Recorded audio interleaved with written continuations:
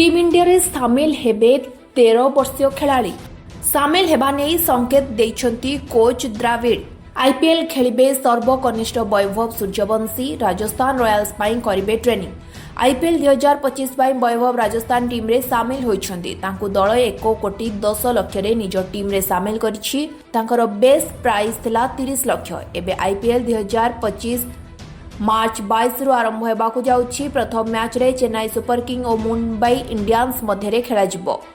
23 मार्च रे राजस्थान और हैदराबाद मध्य हेब टक्कर। आउ एही मैच रे डेब्यू करिबे 13 वर्षीय वैभव सूर्यवंशी। हेले वैभव आईपीएल डेब्यू पूर्वरु तांकर जलवा देखाई सारिछंती। ऑस्ट्रेलिया विपक्ष अंडर 19 रे शतक मारिथिले एही कम वर्षीय धुरंधर। एही मैच रे 62 बॉल खेली 104 रन करथिले। 12 वर्ष बयस रे रणजी टीम रे डेब्यू करथिले वैभव। एबे वैभव राजस्थान टीम रे शामिल हेबा परे राहुल द्राविड तांको कोचिंग देउछंती। गोटे इंटरव्यू रे कहिथिले एने वैभव लंबा लंबा छक्का मारुछंती।